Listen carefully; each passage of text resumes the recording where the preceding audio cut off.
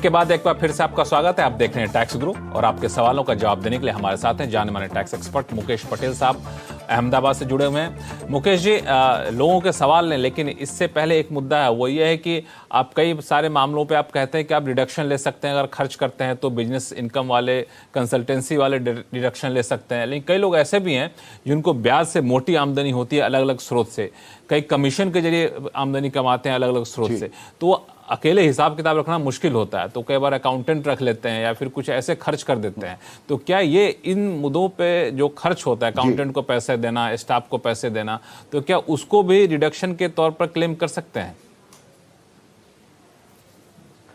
बिल्कुल कर सकते हैं लक्ष्मण जी, और ये आपने बहुत अहम सवाल खड़ा किया है और इसका जवाब सीधा section 57 of the income tax act से हमें मिलता है, जहां कहा गया है कि अगर आपने इनकम फ्रॉम अदर सोर्सेज की कोई भी सोर्स ऑफ इनकम कमाई है सिवा की डिविडेंड, जिसमें एक रिस्ट्रिक्शन है कि केवल इंटरेस्ट ही आपको डिडक्शन मिल सकता है, लेकिन इसके सिवा और इंटरेस्ट, कमीशन वगैरह सब कुछ है, तो ये कमाने के लिए अगर आपने कोई भी खर्च किया हो which is not in the nature of a capital expenditure, वो आपको मिल सकता है।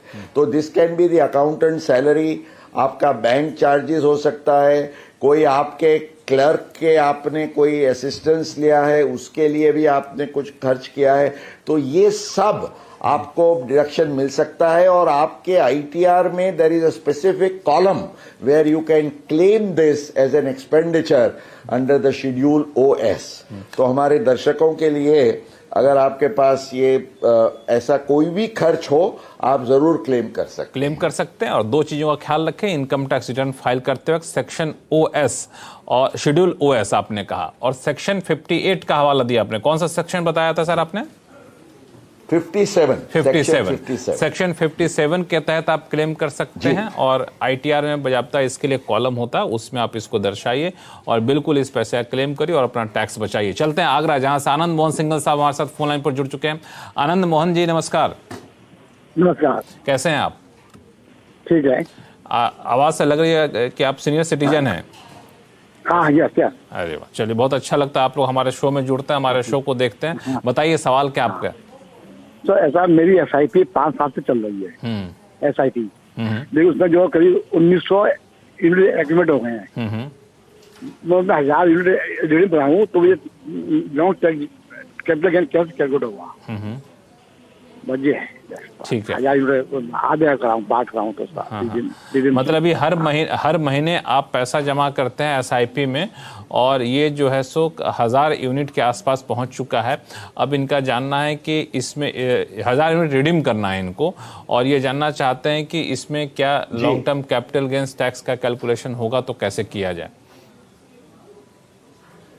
बिल्कुल लक्ष्मण जी, ये एक तो पीरियड ऑफ होल्डिंग में अगर इनका ये इक्विटी का है, इसलिए इस पर 1 साल का वो होल्डिंग पीरियड होता है। और जो कॉस्ट है आपका, रेट ऑफ टैक्स तो हम जानते हैं 10% का है इक्विटी ओरिएंटेड फंड में। कॉस्ट का जो मामला है उसको आपको फर्स्ट इन फर्स्ट आउट के मेथड से, माना आपने जब से लेके निवेश किया उसकी एवरेज प्राइसेस आपकी है, उसके हिसाब से जब तक आपने यूनिट्स रिडीम किए उसकी वैल्यू की कॉस्ट गिनते हुए आपकी सेल रिडेम्पशन प्राइस का डिफरेंस जो है उस पर 10% का सरचार्ज के साथ, सेस के साथ आपको टैक्स लगेगा। आनंद मोहन सिंघल साहब, सवाल का जवाब मिल गया, संतुष्ट हैं आप? समझ चलिए, तो आप इस तरीके से आप टैक्स का कैलकुलेशन कर सकते हैं। और फिलहाल वक्त हो चला छोटे से ब्रेक का। ब्रेक के बाद आपको बताएंगे कि विदेश में अगर आपकी कोई संपत्ति है, उससे पैसे आ रहे हैं, कोई आमदनी हो रही है, उससे पैसे आ रहे हैं, तो फिर कैसे उस पर टैक्स भरें और क्या रिटर्न फाइल करना जरूरी है क्या, इन सारे मुद्दों पर बातचीत करेंगे छोटे से ब्रेक के।